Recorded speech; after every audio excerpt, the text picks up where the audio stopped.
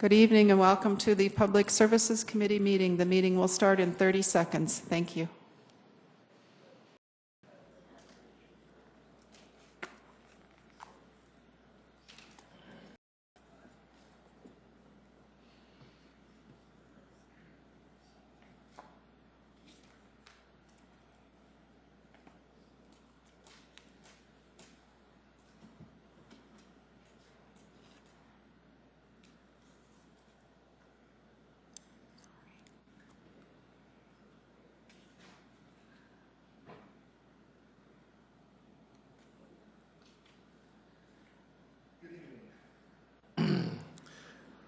Good evening. Today I'll call the Public Services Committee Tuesday, May 14th, 2013 to order. First item on the agenda will be a review and approval of minutes dated March 12th, 2013. Need a motion on that, please? So moved, Aguilar. Second, Erpenbach. Okay, we have a motion and a second. All in favor say aye. Aye. Aye. All right, that does pass.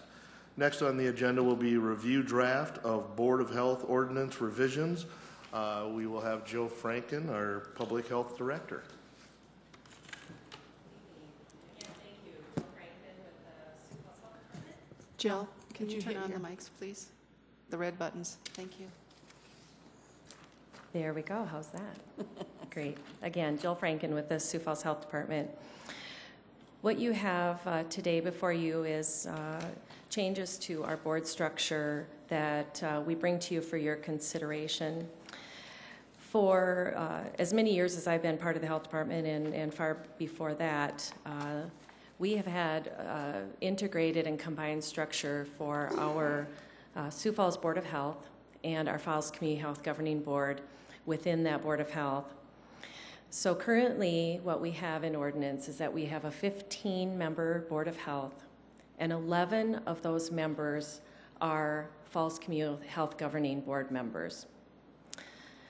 So then taking that step back, those 11 governing board members are those members of the Falls Community Health Governing Board, and a majority of those members have to be patients of the Board of Health. So that just gives you a little context about the composition that currently exists. So 6 of those 15 members of our Board of Health are patients of Falls Community Health, and then the remainder are a variety of community members. What I'm proposing, and that has been supported by both boards, is that we separate those two boards completely. What I'm recommending is that we then establish a 7-member Sioux Falls Board of Health, and that we remain with the 11-member governing board as it exists and not change the composition and structure of that board, but simply change the composition of the Board of Health to be a 7-member governing board. I believe that this board structure will more effectively carry out the duties of the Board of Health, given the environment that we are in today with the activities and duties of the board. I also believe that it'll just align the expertise if we can split out those activities and put the expertise where it's needed. The governing board will be able to assure that their responsibilities to oversee the operations of Falls Community Health are maintained, and that we have the right composition for the Board of Health for the public health and live well activities. So really, why then additionally did I recommend this, am I recommending this change? Both the Board of Health and the FCH Governing Board responsibilities and duties have really been growing over the last few years. When you look at the expanded scope of what's happening with Falls Community Health, we have more sites, we have additional services that we are providing. There's a lot of change that's happened in the last 10 years or so alone with Falls Community Health and the expansion of services. We also have the activities on the public health side around Live Well Sioux Falls that have really expanded our role in the community and in looking at prevention of disease and in promotion of wellness. So to give a little more information as to another reason why separating these boards would be most advantageous is just from a logistics standpoint. What currently happens is those two boards meet concurrently. One meets at 11:45 to 12:30 on the third Thursday of the month, and that's the Board of Health with those 15 board members. Then they adjourn, and then the Falls Community Health Board continues to meet for the next 45 minutes. We're just finding that is not enough time anymore to conduct the business activities of both of those boards, and that was just one other reason why it makes sense to go ahead and separate those out, give those meetings the time that they need to do their work, and separate the activities so that they have a better chance of doing the good work that they need to do within those boards.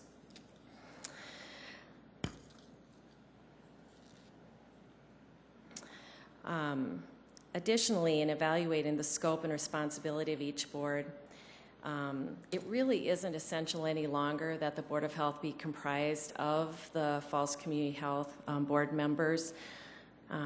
There really is plenty of work for the governing board members to do on their own board, and there really isn't as much crossover as there used to be. But as you can see in the recommendations of the ordinance, I did recommend that we at least have one member of the governing board be on the Board of Health. And one new change that I'm recommending is that there be a REMSA board member on the Board of Health as well, so that there is that cross-referencing of health-related activities and boards on that Board of Health as well. So that's another addition and change that I recommended. There are a couple of additional changes that you'll see that are related to our Falls Community Health governing activities and our board, and they're pretty simple changes, but they are to align us with our requirements, our federal requirements to operate a health center. And the first one is that the governing boards needs to be able to approve the program director, of which the health director is considered the program director in our structure.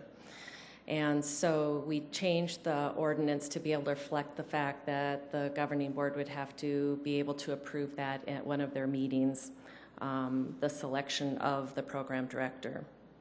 The other one is that we would revise the maximum number of governing board members on the FCH board to in how many are representing the healthcare industry. And that just again aligns with the federal requirements. What we took and put in the language to change that from 3 to 2 is exactly the composition that the federal requirements dictate. So those are the changes. They're not really significant in number. They will do good work. The amount of change that we're requesting is not significant. But it will make some good change in how we're able to work with our boards, help manage them, and allow them to do the work that they need to for the community. So as far as next steps, we would ask for this, if it's acceptable to you all, to move forward to the council for approval. We're hopeful if we could have this happen sometime before the end of July. August is a really great time for us to make this change and get all the logistics of this change through. We did do some, just so you're aware, in addition to working with our boards on this change and getting their approval in advance, we also did some research. We have as you know, we have a CDC, Centers for Disease Control fellow working with us. And this was one of her little projects, was to help us understand if there's some best practice out there on Board of Health structures. What we really found was it's all over the board, and there really isn't a consistent best practice out there. And so that's why we just took what we know from our historically working with our boards and made the best recommendations we could. Okay, thank you. Any questions from the committee? Councilwoman Aguilar? Yes. Jill, did you say that the clinic program director is the health director? Yes. So how does this work with the appointment by the mayor and the advice and consent of the council? Correct. I would expect that that it would be brought forward to the board if there was a desire, at the time that I would be replaced for whatever reason, that would need to, by federal requirements, that has to be an action taken by the board in addition to the mayor and the city council. What we did was we used pretty much the same ordinance language that exists today for the parks director. That also is in language and ordinance stated how it needs to be regarded by the parks board in addition to the council and the mayor. So it would go to the Board of Health first. I mean, the mayor would have his candidate, and then it would go to the board, and then it would come to the council. Yes, yes. Okay. Any other questions from the committee? Councilor I'll take it. Karski? Yep, thanks. Help me out, Jill. I'm just trying to get my mind around, what the Board of Health does, and I'm, looking at the Board of Health shall exercise general supervision over the health of the city with full power to take all steps and use all measures necessary to promote the general cleanliness and healthfulness of this city and the general health and well-being of the people in the community served. One real long sentence, but help me, what does your board, I mean, the Parks Board, I understand, they've got a budget, they've got land and whatever.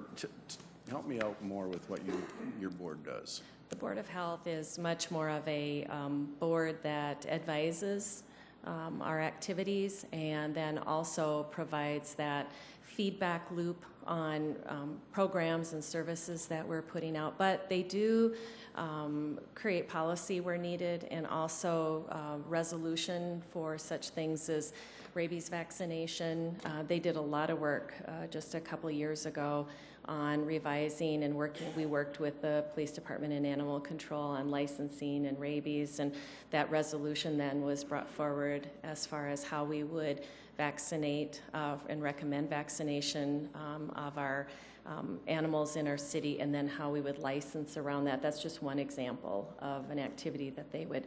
They also, when we they also supported and endorsed the smoking, no smoking while children are recreating in our parks. We spent a lot of time presenting that to them, and then they voted on that and provided a resolution to bring that forward for further decision-making as well. So that's just another example of an activity. Okay, so it's the public input to your office is what you're telling me. It is, but however, if we were to have a significant disaster or public health threat where our department would be the lead agency, there could be policies around things like medication distribution, around vaccination, around quarantine, around other activities to help protect the public and minimize the spread of disease that our Board of Health would need to assist with and help to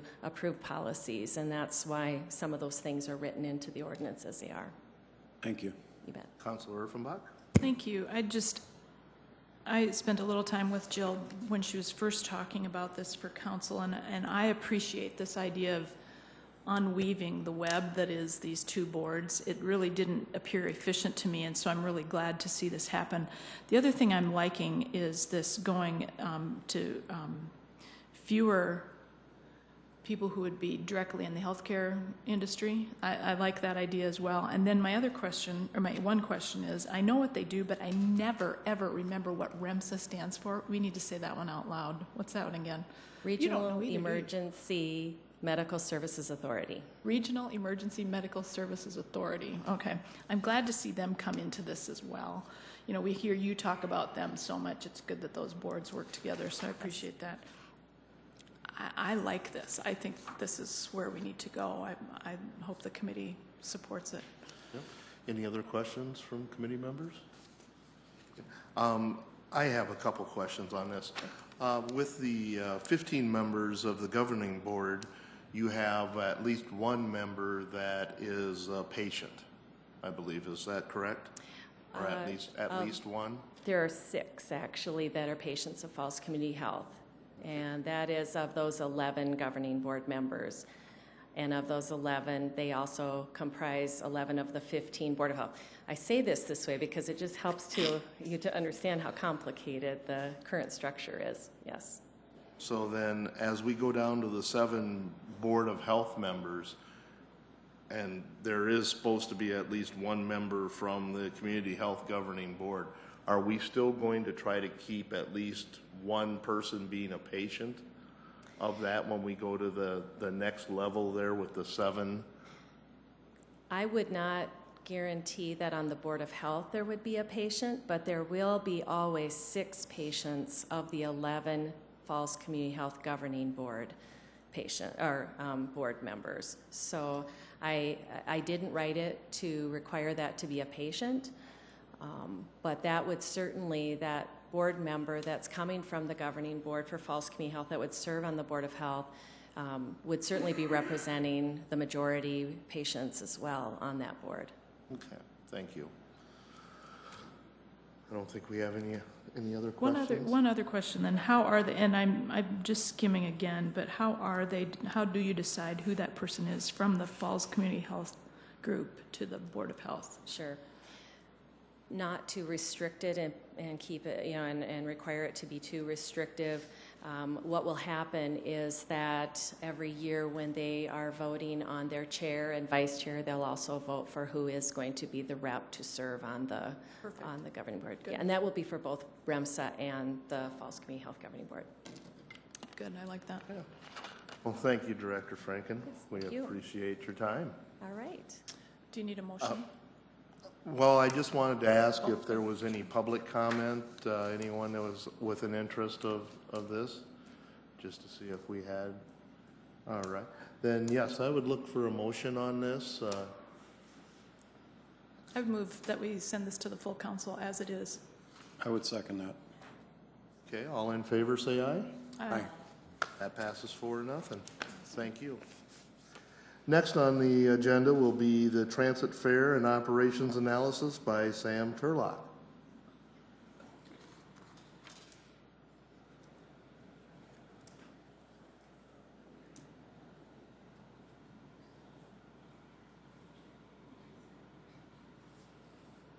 Thank you. Thank you.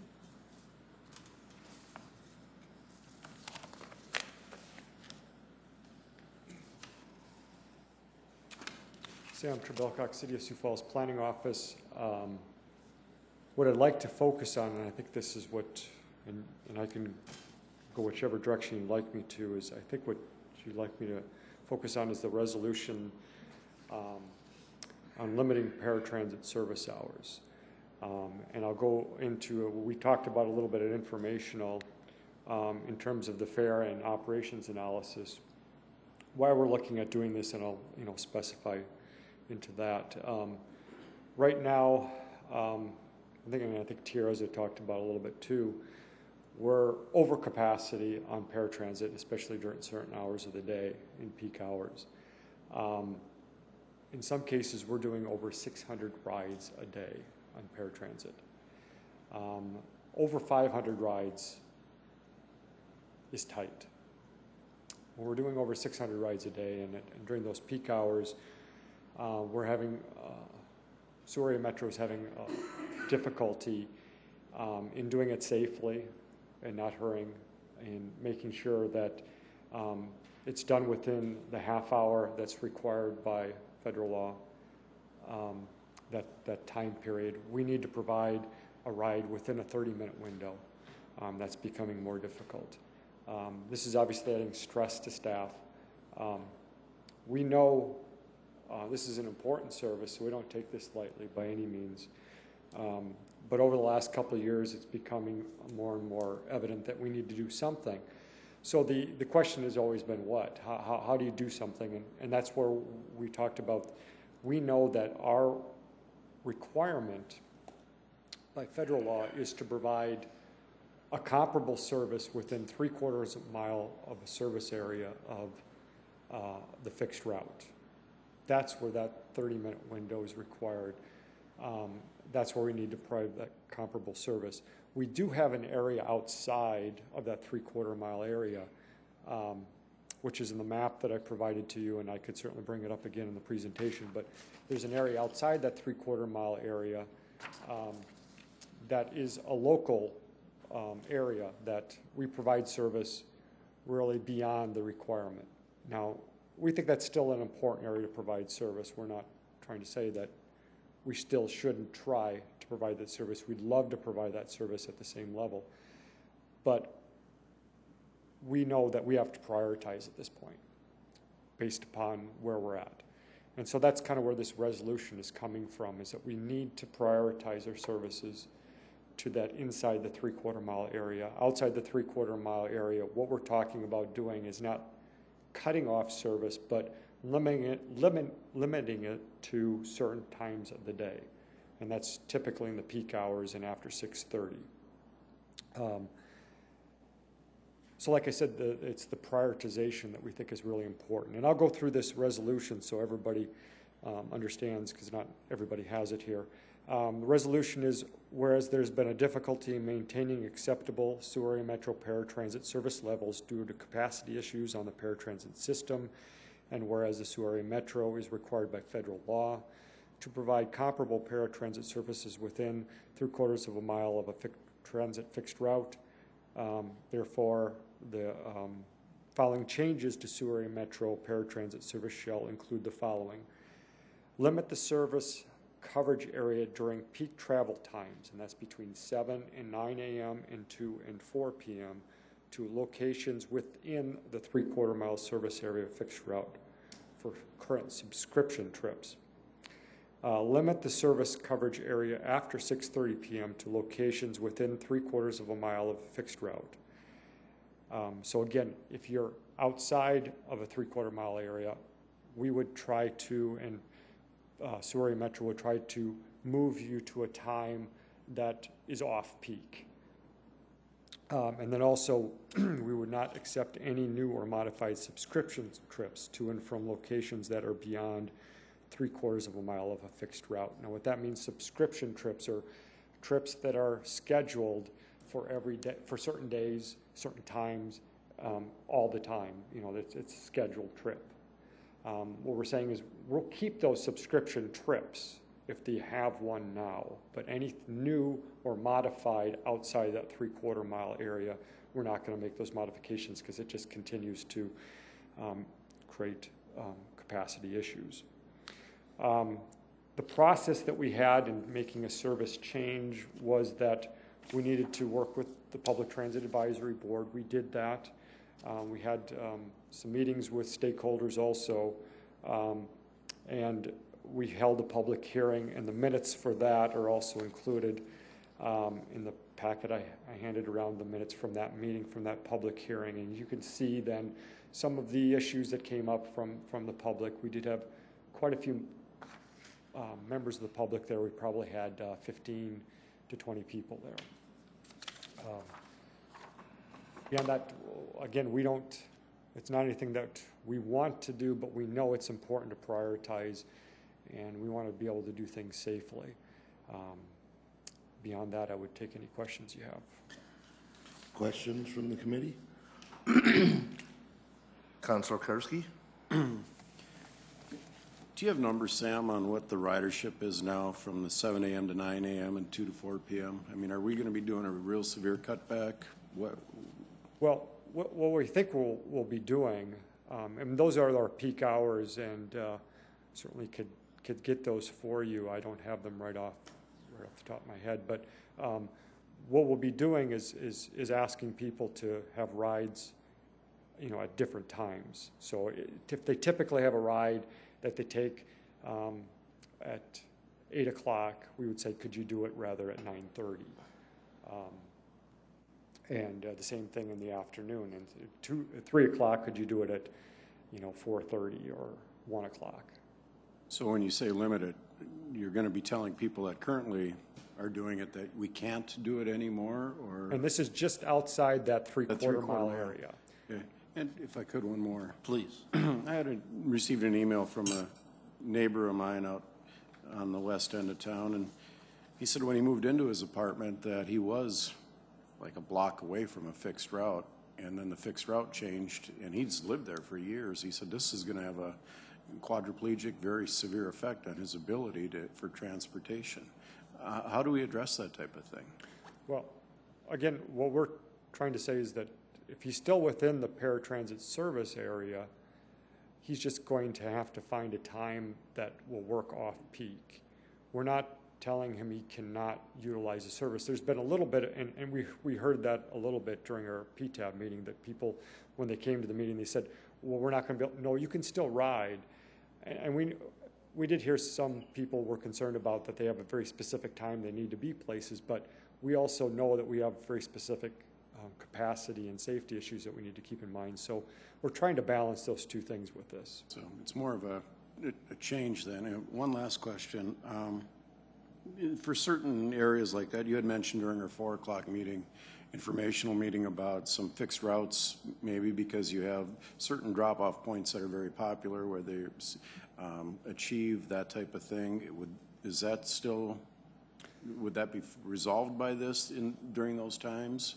Well, the thing that we would continue to work on is beyond this is trying to find methods to relieve the capacity issues on paratransit. That includes working with Achieve and Dakota Abilities and some of the other nonprofits and trying to find ways to provide those services.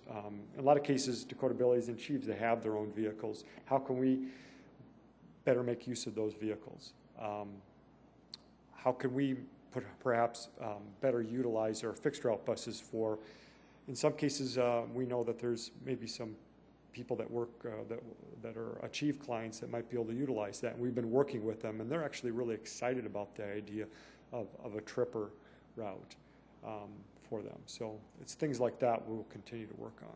Okay. Thank you. Councilor Offenbach?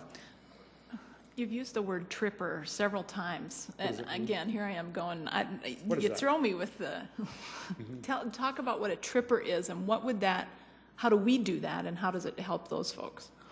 Well, let's go back to the schools and the school tripper routes that we have. A school tripper route is a fixed route. It's a very specific route. In this case, we have them for, we have 4 routes. I think there's a couple for Lincoln, 1 for Roosevelt, 1 for Washington. I think that was right? Roosevelt. 2 for, yeah. So there's 2 for Roosevelt, 1 for Lincoln, and 1 for Washington. And those routes typically go from the bus stop to the school and beyond. But anybody can use them, but typically they're going to be, because of the routing, there's going to be a lot of school kids on that route. So that's why we call them tripper routes. They're a specific trip they're taking and benefiting from. The same thing in this case would be for like an Achieve tripper route. It would be for a number of the different group homes. We'd route it from close to or right by some of these group homes that Achieve has, pick those people up, and then we would then route it to the Achieve work sites. Thus, because you have at least 25 people that can utilize that bus or close to that, we would be able to, rather than just the 6 or 7 that are on a paratransit bus. And it's a cheaper trip for us. And it also, what I think Achieve likes about it is they're very interested in looking at that creating more independence for people with disabilities, and this certainly does that, because by virtue of doing this trip route, people learn how to use the bus. Another question then, Please. Mr. Chair. Excuse me. So would it be, and I realize this is off topic. I understand we're talking about a different resolution, but we're thinking overall, big picture, because we really are starting to worry about what happens to our transit system. Would that then be something that would require us to create a new route, new bus, new staff member, or would we alter what we have to make it work for those folks? Well, we would look at usually a tripper route like that, and you would just need it for, a couple hours. Okay. So it would be a route that we would have to work out, and we think we can do that, even for something like next year, but it's something that's doable, yeah. Okay. Then could I, one more, Mr. Chair, come back to that resolution then? One of the reasons, leadership kind of dumped this on this committee on Friday because we knew that Sam was giving the report to informational and then he wanted to take the resolution straight to the full council. We wanted to just give a little more time for a conversation about it. I think that we kind of are fearful. You used the term fear factor during the informational session. We're fearful that we're going to take away services from the most needy people in terms of transportation. Can you talk about that a little bit in terms of, you've talked about this idea that it grows, the need grows about 5% every year. 5% is a lot of people when we're talking the numbers that we're dealing with. Right. This doesn't fix that, does it? Can you talk about that? Well, what this does is, like I talked about before, is that we're having the biggest problem at our peak hours. Okay. We know this doesn't fix everything. This fixes a very small thing, and that's at our peak hours and that biggest capacity issues that we have. And we also think because it's a fairly minor tweak, we believe, it still allows the people that need the services that are requiring it to be able to access it.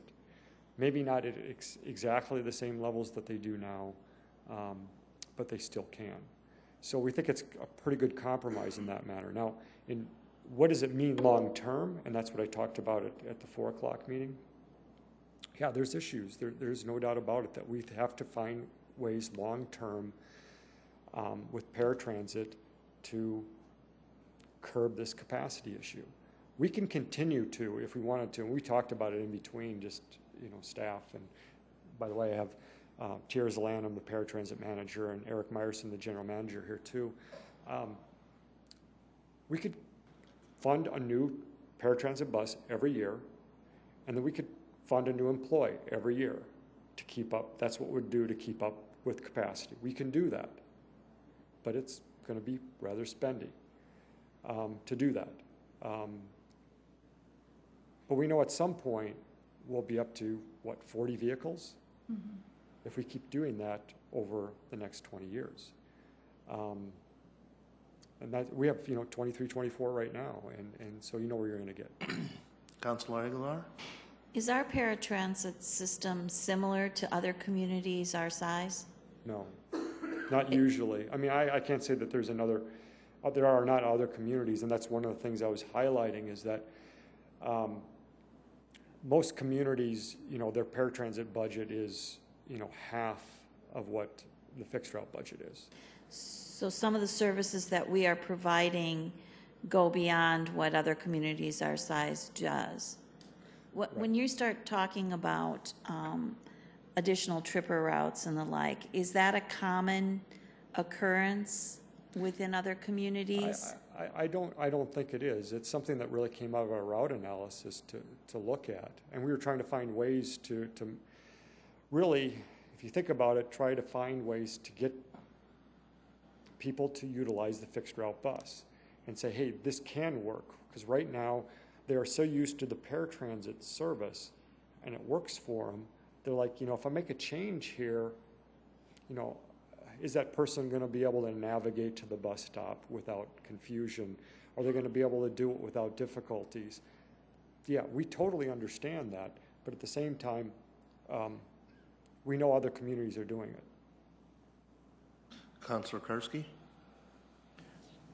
During our informational meeting, Sam, we talked about fares, and the 3 people that I had contact me were none of them, in fact, they all offered, if we need to increase our fares a little bit, let's do that. So I'd rather do that than cut back on service. Mm-hmm. When will we be addressing that? Fares are, that's kind of all a part of that. What I did at 4 o'clock was I kind of gave you a taste of that. Again, kind of see where you guys were at with that. Our intention is, over the next couple of months that you'll see something. First, that full study on the fare and operations analysis will come forward, and then if it's decided it's acceptable to look at fares based upon that study, which I think it is, that would come back with a resolution for a fare increase, over the next 2 or 3 months. Are we getting ahead of ourselves by doing this before we do that? No, because even if we do fares, and you talked about that in your last statement,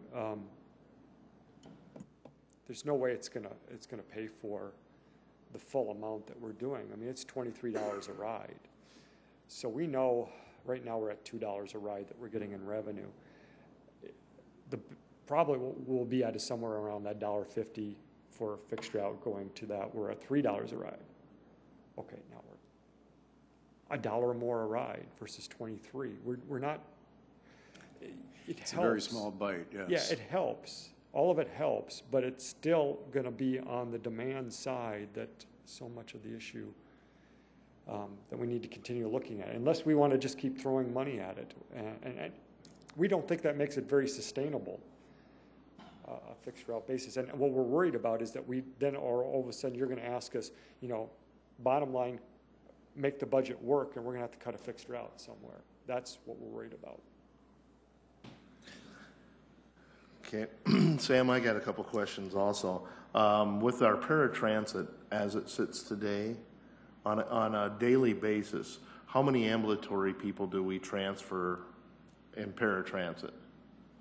How many ambulatory? Maybe a guesstimate if we have it. We know we do 500 or so trips, but of those trips, how many of them are ambulatory? So what T is telling me, it's 50-50. About a 50-50? Yeah, so we're about 300 or 250, 300. Okay. I'm going to go back in time here a little bit, and Mike Cooper might remember this probably the best of anybody that's involved in transit. But in the late 80s and early 90s, we had a project taxi that worked with the transit, and especially during peak periods, to help transport individuals that were in the paratransit system that were ambulatory and could be transported by a taxi. Is that something that we're going to consider in this whole looking at with the nonprofits, with the medical? Is that something that could be looked at again?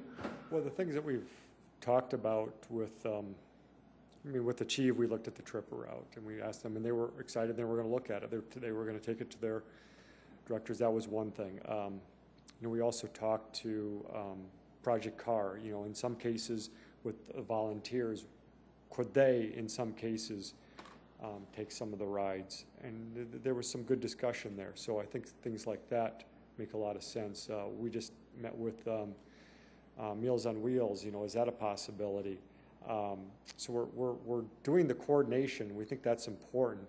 With Dakota Abilities, what can we do there?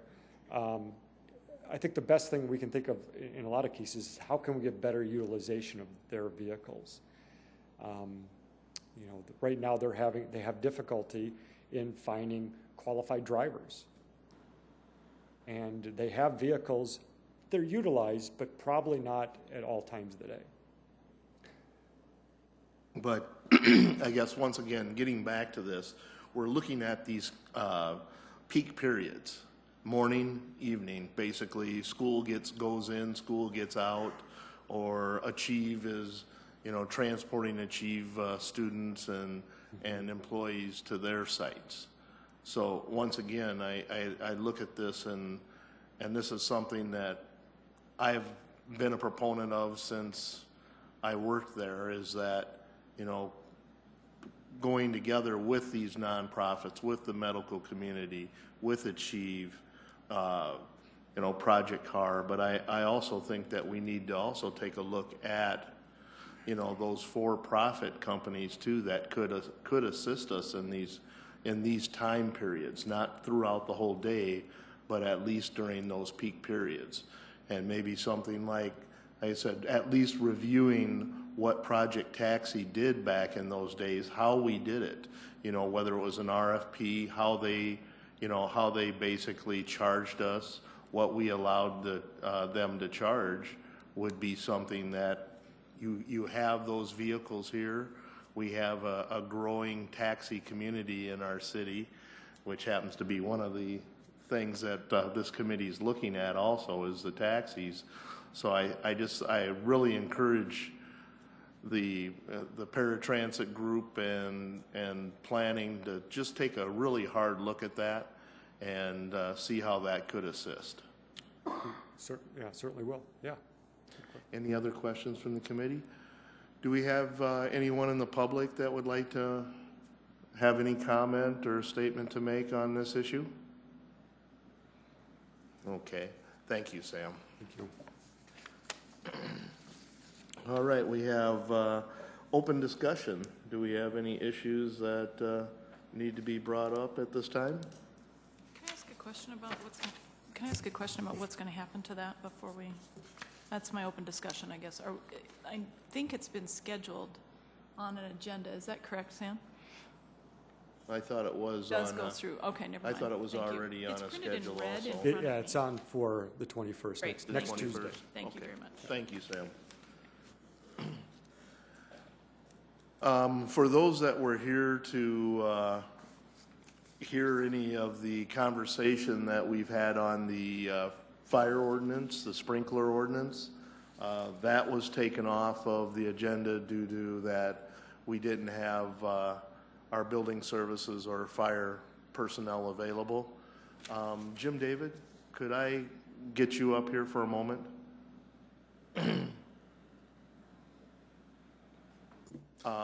Could you inform the public when our next committee meeting is and what the agenda is on that, please?